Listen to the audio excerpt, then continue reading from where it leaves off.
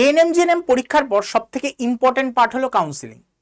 আর এই কাউন্সিলিং এ অর্ধেক ছেলে মেয়ে কিছু ভুলভ্রান্তি করে বা কাউন্সিলিং এর আগে কিছু ভুলভ্রান্তি করে। যেমন কিছু সার্টিফিকেট দরকার যেটা বার করতে এরা ভুলে যায়, এমন কিছু কাগজপত্র দরকার যেটা তৈরি করতে ভুলে যায়। তো তার জন্য আলটিমেটলি যদি র্যাঙ্ক ভালো করেও থাকে তারপরেও গিয়ে সিলেকশন পায় না। তো তুমিও এই ভুল করতে চলেছ না? তো তুমি কি আদৌ জানো এই যে কাউন্সিলিং হবে এর প্রসেস কি? যদি না জেনে থাকো তো চলো দেখে নাও আজকের এই ভিডিও, এবং এই ভিডিও শেষের দিকে আমি 3টে কমন ভুলের কথা বলবো যেটা সবাই প্রধানত করে থাকে বা তুমিও হয়তো করতে চলেছো বা মনে মনে ভাবছো করবে। তো চলো শুরু করা যাক আজকের এই ভিডিওটা। আর সবাইকে বলবো যারা যারা এএনএম জিএনএম পরীক্ষা এই বছর দিয়েছো বা আগামী বছর দিতে চলেছো সবাই চ্যানেলটাকে সাবস্ক্রাইব করে নেবে, কারণ এই বছর যারা দিয়েছো তাদের জন্য কাউন্সিলিং গাইডেন্স আসতে চলেছে এই ভিডিওর পরে, মানে যবে তোমাদের র্যাঙ্ক কার্ড চলে আসবে তারপর থেকে। তো কাউন্সিলিং যদি ঠিকঠাক না করো কিন্তু সিলেকশন পাবে না। এবং তারপরে যারা যারা এই বছর পরীক্ষা দিতে চলেছে আসছে বছর 2027-এ তাদের জন্য কিন্তু রেগুলার ক্লাস এবং আমাদের কিন্তু বিভিন্ন রকমের জেনেরিক এই চ্যানেলে হতে থাকবে। তো চ্যানেলটাকে সবাই সাবস্ক্রাইব করে নিও। তো চলো শুরু করা যাক আজকের এই ভিডিও। তো দেখো, রেজিস্ট্রেশন যখনই তোমার র্যাঙ্ক কার্ড বেরোবে তারপরে তোমার একটা অপশন আসবে রেজিস্ট্রেশন করার, যে তুমি রেজিস্টার করছো যে তুমি কাউন্সিলিং এ বসতে চাও। এই যে রেজিস্ট্রেশন সেটা অনলাইনে একটা লিংক আসবে, মানে তোমাদের ওয়েবসাইটে, যেটা ওয়েবসাইটের নাম হচ্ছে wbjeeb.nic.in। আমি এখানে লিখে দিচ্ছি wbjeeb.nic.in। এই ওয়েবসাইটেই আসবে সেই লিংকটা, সেই লিংকে তোমাদের এই রেজিস্ট্রেশনটা করতে হবে। এই রেজিস্ট্রেশন করার সময় তোমার 3টে জিনিস থাকা বাধ্যতামূলক। একটা হচ্ছে ব্যাংক পাসবুকের ফার্স্ট পেজ, তার ফটো। এবার বলবে স্যার আমার নিজের তো ব্যাংক অ্যাকাউন্ট নেই, তাহলে আমি এটা কোন ব্যাংক অ্যাকাউন্টের পাসবুক দেব? মোট কথা ধরো তোমার বাবার অ্যাকাউন্ট থেকে টাকা পে করবে। কিসের টাকা? এই রেজিস্ট্রেশন করার সময় একটা টাকা পে করতে হয়, তো বাবার অ্যাকাউন্ট থেকে পে করবে, তো তার অ্যাকাউন্টের পাসবুকের ফার্স্ট পেজের ছবি লাগে। তখন তার সাথে কি লাগে? তোমার আধার কার্ড, তোমার আধার কার্ড এখানে কিন্তু তোমার বাবার নয়, এবং এইচএস মার্কশিট। এই 3টে জিনিস তোমার লাগবে, এই 3টে জিনিস থাকা তোমার কাছে বাধ্যতামূলক। এইবার চলে আসছি তার পরের পয়েন্টে। তাহলে এর প্রসেসটা কেমন হয় এবং এরপরে জানবো কি কি সার্টিফিকেট তোমার কাছে বা কি কি কাগজপত্র তোমার কাছে রাখতে হবে। তো চলো আমরা স্টেপ বাই স্টেপ বুঝি। সবার প্রথম তোমার র্যাঙ্ক কার্ড আসবে। র্যাঙ্ক কার্ড আসা মানে তোমার রেজাল্ট এসছে, মোট কথা, যেখানে তোমার র্যাঙ্ক লেখা থাকবে, তোমার কত র্যাঙ্ক হয়েছে, এএনএম র্যাঙ্ক কত, জিএনএম র্যাঙ্ক কত, এসসি এসটি র্যাঙ্ক কত, সবকিছু তোমার লেখা থাকবে। তো সেই র্যাঙ্ক কার্ড তোমার হাতে থাকতে হবে। এবং এই যে পুরো প্রসেসটা হয় এটা তোমার জিএমআর র্যাঙ্কের উপর ভিত্তি করে হয়। এবার স্যার তাহলে কাস্ট র্যাঙ্কের কি ভ্যালু? কাস্ট র্যাঙ্কের অবশ্যই ভ্যালু আছে। জিএমআর র্যাঙ্ক দেখে তোমার ওখানে যে রেজাল্ট আসবে সেটা জিএমআর র্যাঙ্কের উপর, তোমার যে ওখানে কল আসবে সেটা জিএমআর র্যাঙ্কের উপর, আর কিছুই নয়। মোট কথা জিএমআর র্যাঙ্কের উপর ভিত্তি করে বা তোমার কাস্ট র্যাঙ্ক যাই হোক সেই র্যাঙ্ক কার্ডটা আসবে। র্যাঙ্ক কার্ডটা তুমি পেয়ে গেলে, র্যাঙ্ক কার্ডে দেখলে তোমার ওখানে লেখা আছে তুমি কাউন্সিলিং এর জন্য এলিজিবল। যদি এলিজিবল হও, ওখানে ম্যাক্সিমাম সবাই এলিজিবলই লেখা থাকে, হ্যাঁ, কিন্তু আলটিমেটলি সবাই পায় না। তবুও তুমি যদি এলিজিবল হও তুমি রেজিস্ট্রেশন করাতে পারো। তো সেখানে কি আসবে? রেজিস্ট্রেশন ফর কাউন্সিলিং, তোমার কাউন্সিলিং এর রেজিস্ট্রেশন আসবে। সেখানে অ্যাকনলেজমেন্ট স্লিপ পাবে তুমি। কি করে? এই অ্যামাউন্টটা বাড়াতেও পারে, 500 টাকা হয়েছে, এটা 600 800 যাই হবে, মানে এটা আমি পুরনো হিসাবে বলছি, নতুন অনুযায়ী যে কোনো টাকা হতে পারে। যে অ্যামাউন্টটা দিয়ে তোমাকে রেজিস্ট্রেশন করাতে হবে একটা অ্যামাউন্ট তোমায় পে করতে হবে। এবার যখনই তুমি অ্যামাউন্টটা পে করবে তুমি একটা স্লিপ পাবে, পেমেন্ট স্লিপ। তুমি যে পে করেছো টাকাটা 500 হোক 600 হোক, তখন যে সেই মুহূর্তে যত পে করতে হবে তার একটা স্লিপ পাবে। সেই স্লিপটা কিন্তু ডাউনলোড করে তোমায় রেখে দিতে হবে। ওকে, এটা অনলাইনেই তুমি পাবে, এই পুরো প্রসেসটা অনলাইনেই হবে। এইবার এইখানে তোমার রেজিস্ট্রেশন কমপ্লিট হলো।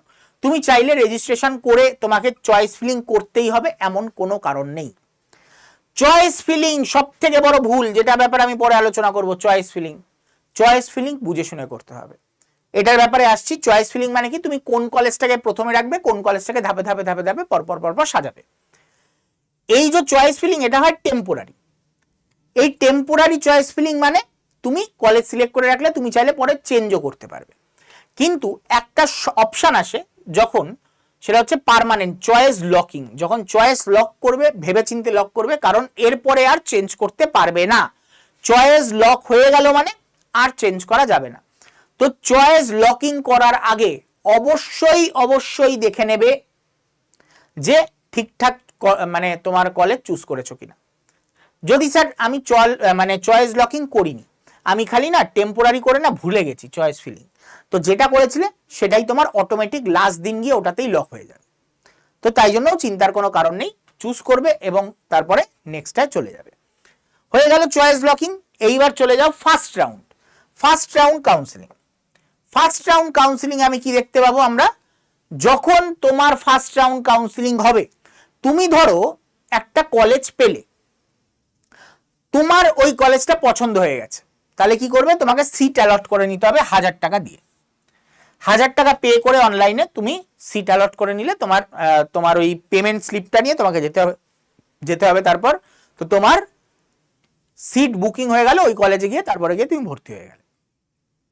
এইবার তোমার কলেজ পছন্দ হয়নি, যদি পছন্দ না হয় তাহলে তোমাকে কি করতে হবে, ইয়েস আপগ্রেড করতে হবে।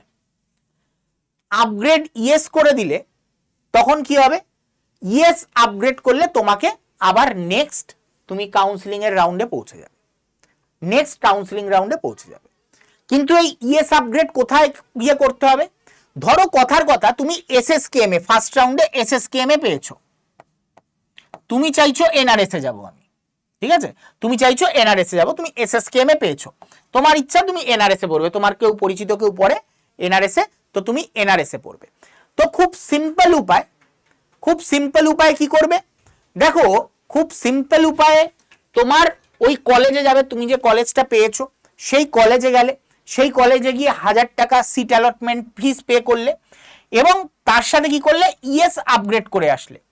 স্যার আমি ওই কলেজটায় ভর্তি হতে চাই না, তো আমি কেন 1000 টাকা দেবো, কোনো চিন্তার কারণ নেই। 1000 টাকা দেবে, তুমি নেক্সট কোনো কলেজে ভর্তি হবে, সেখানে এই টাকাটা পাঠিয়ে দেবে সে, তোমার কাছে স্লিপ থাকবে, তো তোমার ওই নিয়ে চাপ নেই। তোমাকে 1000 টাকা পে করতে হবে এবং খালি ওই কলেজে একটা ফর্ম দেবে, তুমি ইয়েস আপগ্রেড করে আসবে, ব্যাস কাজ শেষ হয়ে গেল।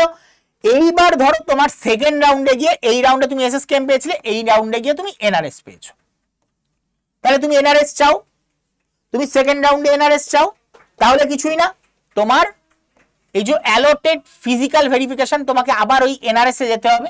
এনআরএস এ গিয়ে 1000 টাকা তোমার যেহেতু আগে দেওয়াই আছে, তোমাকে আর পেমেন্ট করতে হবে না।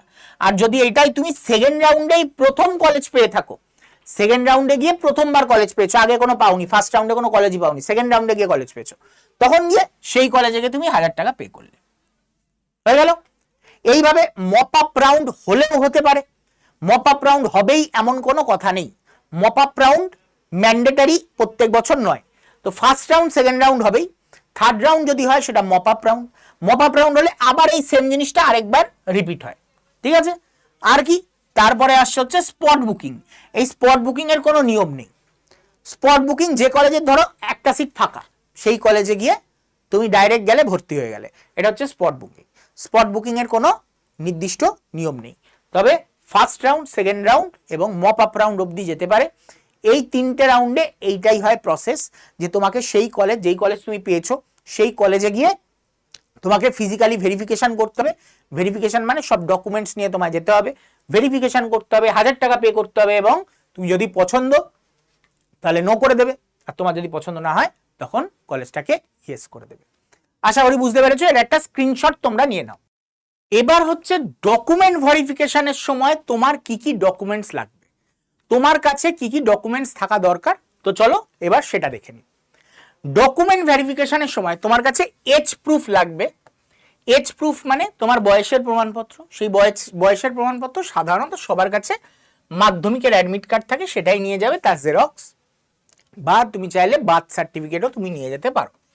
ওকে, এইবার নিয়ে যাবে হচ্ছে তোমার, তার সাথে লাগবে এইচএস এর মার্কশিট। তো এই এইচএস এর মার্কশিট তোমার লাগবে। কাস্ট সার্টিফিকেট, তোমার যদি এসসি এসটি ওবিসি কিছু থাকে সেই কাস্ট সার্টিফিকেট লাগবে। তোমার আদার্স রিজার্ভেশন যদি থাকে, কোনো সিভিল ডিফেন্স, অরফ্যান বা ইডাব্লিউএস, তোমার যদি এইগুলো থাকে তাহলে তুমি সেই সার্টিফিকেটও তোমার সাথে নিয়ে যেতে হবে। এমনকি এই যে ধরো ওবিসি নিলে, ওবিসি সার্টিফিকেট, তার এনসিএলও নিয়ে যেতে হয়। এবার এই বছর এনসিএল নিয়ে কি করবে কিছু বোঝা যাচ্ছে না। এই বছর তোমাকে হয়তো রিভ্যালিডেশন বা রিভেরিফিকেশন সার্টিফিকেট, হ্যাঁ রিভ্যালিডেশন বা রিভেরিফিকেশনের সার্টিফিকেট তোমাকে সাথে ক্যারি করতে হবে। ওকে, তার সাথে র্যাঙ্ক কার্ড, তুমি যে র্যাঙ্ক করেছো সেই র্যাঙ্ক কার্ডটা প্রিন্ট করে রাখবে, সেইটা তোমার লাগবে, সেই প্রিন্ট আউটটা তোমার লাগবে, কত র্যাঙ্ক হয়েছে। অনেকেই র্যাঙ্ক কার্ড হারিয়ে ফেলে, তোমার কত র্যাঙ্ক হয়েছে তারপরে যখন ভেরিফিকেশন চলছে তখন আর তোমার কাছে র্যাঙ্ক কার্ড নেই। এই ভুল করবে না, র্যাঙ্ক কার্ড সবাই যেদিন রেজাল্ট বেরিয়েছে ডাউনলোড করে রেখে দেবে। এরপরে আসছি রেজিস্ট্রেশন সার্টিফিকেট।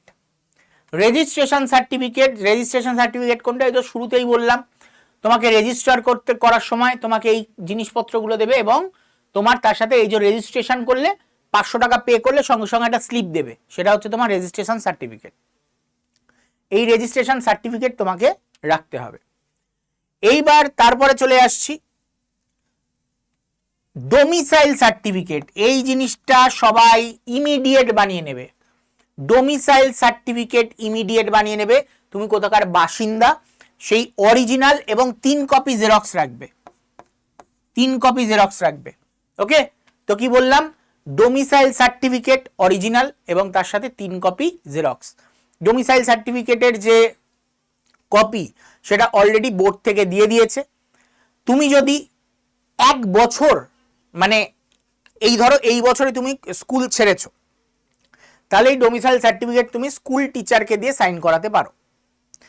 আর তুমি যদি বহু বছর আগে স্কুল ছেড়েছো তাহলে তোমাকে এটা কোনো গেজেটেড অফিসার দিয়ে সাইন করাতে হবে। এই ডোমিসাইল সার্টিফিকেট, মেডিকেল সার্টিফিকেট এই নিয়ে আলাদা ভিডিও আনবো, সেটা অবশ্যই তোমরা দেখে নেবে এই চ্যানেলে, এই চ্যানেলেই আসবে, সবাই অবশ্যই পুরোটা দেখে নেবে। এইটা গেল। এবং এর সাথে হচ্ছে মেডিকেল সার্টিফিকেট, যেটা নিয়ে বললাম আমি আলাদা একটা ভিডিও আনবো। এরও অরিজিনাল, আবারও বলছি 3 কপি জেরক্স তোমার কাছে রাখবে, ঠিক আছে, অরিজিনাল প্লাস 3 কপি জেরক্স তোমার কাছে রাখবে। এবং তুমি এইগুলো নিয়ে যখন ভেরিফাই করতে যাবে, ভেরিফিকেশন হয়ে গেল, তুমি 1000 টাকা পে করে দিলে, এবার তোমাকে কলেজ অ্যালটমেন্ট ফর্ম দেবে, ঠিক আছে।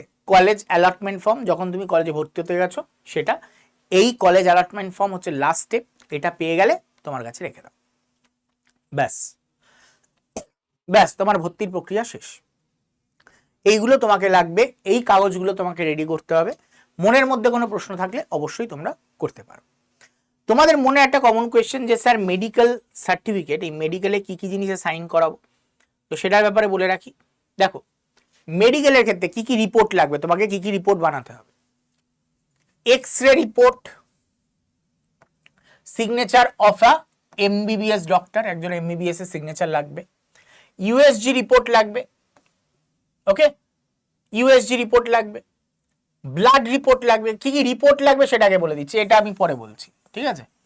কি কি রিপোর্ট লাগবে ভালো করে দেখে নাও। X-ray report, USG report, blood report, urine and stool report, ENT report মানে কানের, চোখ কান নাক, সরি নাক কান গলা, তোমার ইএনটি রিপোর্ট, ডেন্টাল রিপোর্ট এবং অকিউলার রিপোর্ট মানে চোখের পাওয়ার টেস্ট, এটা তোমার লাগবে।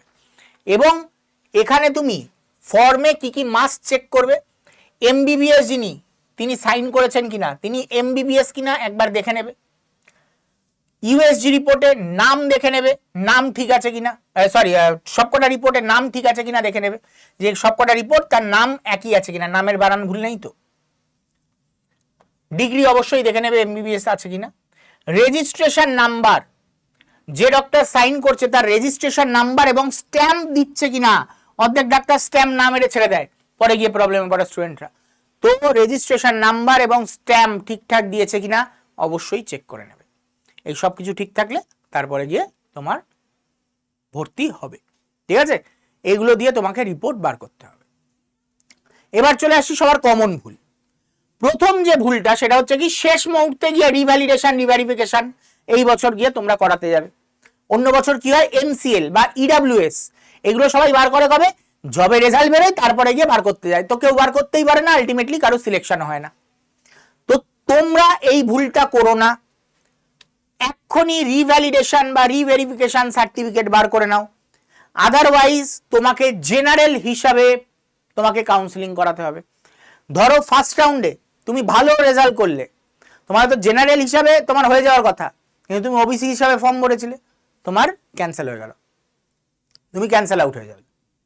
সেকেন্ড রাউন্ডে গিয়ে তোমাকে বসতে হবে, ফার্স্ট রাউন্ড তোমার গেল। তো বুদ্ধিমানের কাজ এটাই যে এখনই রিভ্যালিডেশন রিভেরিফিকেশন যার যেটা করাতে হচ্ছে সে সেটা করিয়ে নাও। নেক্সট, কাউন্সিলিং এ ডাক পেলে তারপর সবাই মেডিকেল সার্টিফিকেট করার তোড়জোড় শুরু করে। মেডিকেল সার্টিফিকেটের আয়ু 3 মাস, মেডিকেল সার্টিফিকেটের আয়ু 3 মাস। তাহলে এখন করে রাখলে কি অসুবিধা, 3 মাসের মধ্যে তো হবেই। তো এখন থেকেই মেডিকেল সার্টিফিকেট বার করা শুরু করো। এর যে ডেমো সেটা অলরেডি তোমাদের WBJE ওয়েবসাইটে দেওয়া রয়েছে, আর আমি সেটা নিয়ে ভিডিও বানিয়েও দেব। এবার চলে আসছি চয়েস ফিলিং। নিজের ইচ্ছা মতো চয়েস ফিলিং করো না, বা যে সাইবার ক্যাফেতে যাচ্ছ ওই সাইবার ক্যাফের কাকু বলে দিল এটা ভরে দিচ্ছি, এটা ভরে দিচ্ছি, একদম নয়। এটা তোমার লাইফ নির্ভর করবে এর উপর, তুমি চান্স পাবে কি পাবে না সেটা নির্ভর করবে তোমার চয়েস ফিলিং এ। চয়েস ফিলিং এর গাইডেন্স তুমি এই চ্যানেলেই পাবে, তোমার একটা পয়সাও লাগবে না চয়েস ফিলিং এর গাইডেন্স পেতে।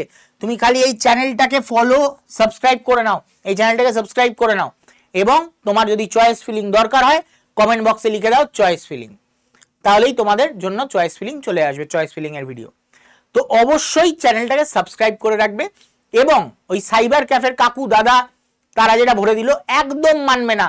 তুমি বসে বসে দেখবে যে ঠিকঠাক ভরেছে কিনা, তুমি আগের থেকে লিখে নিয়ে যাবে, সেটা তুমি পড়ে পড়ে শোনাবে, এই কলেজটাকে 1 দিন, এই কলেজটাকে 2, এই কলেজটাকে 3, এইভাবে তোমরা সাজাবে, ঠিক আছে? এইবার তোমাদের বলি যে একান্তই যদি কোনো প্রবলেম হয় এই নাম্বারটায় হোয়াটসঅ্যাপে হাই লিখে পাঠিয়ে দেবে 9804030739। এই নাম্বারে হোয়াটসঅ্যাপে হাই লিখে পাঠালে তোমাদের কাছে অটোমেটেড লিঙ্ক পৌঁছাবে, সেই লিঙ্কে ক্লিক করে তোমরা ANM GNM বা জেনপাস যেটাই তুমি জয়েন হতে চাও সেই গ্রুপে জয়েন হয়ে যাবে। এবং আমাদের ধন্বন্তরী ব্যাচ এটা রয়েছে, যারা পরের বছরের পরীক্ষার্থী তাদের উদ্দেশ্যে বলছি, আমাদের এই ব্যাচে ক্লাস টিল এক্সাম দেওয়া হবে, তোমাদের পরীক্ষার আগের দিন অবধি ক্লাস চলবে, আপগ্রেডেড ক্লাস দেওয়া হবে। যেহেতু 2026-এর কোয়েশ্চেন অনেক হাই লেভেলের ছিল, তাই জন্য এই বছর থেকে তোমাদের ক্লাস আপগ্রেডেড ভার্সন দেওয়া হবে। ক্লাস ওয়াইজ মক টেস্ট দেওয়া হবে, তোমাদের 10 থেকে 20 মার্কসের মক টেস্ট থাকবে।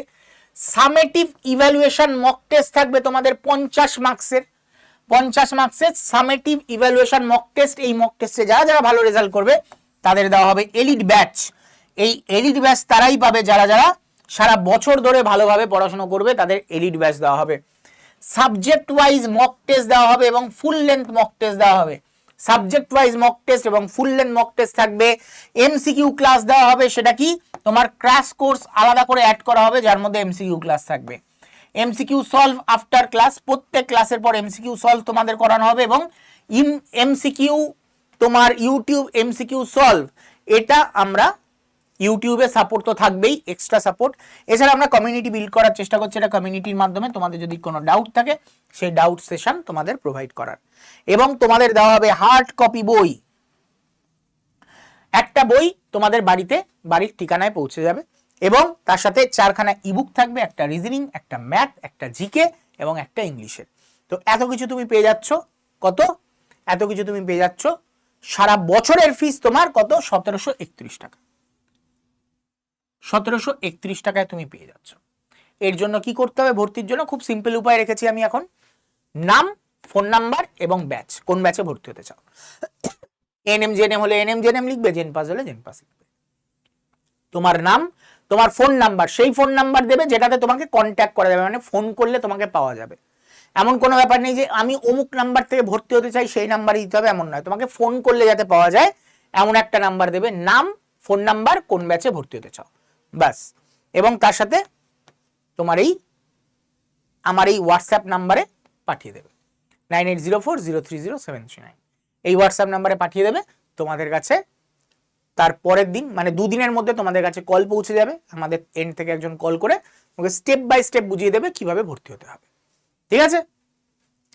তো ভিডিওটা ভালো লেগে থাকলে অবশ্যই লাইক করে দিও, লাইক করতে ভুলো না, শেয়ার করে দিও বন্ধু বান্ধবদের মধ্যে যারা যারা প্রিপারেশন নিচ্ছে বা যারা যারা পরীক্ষা দিয়েছে, যারা যারা কাউন্সিলিং করতে চলেছে।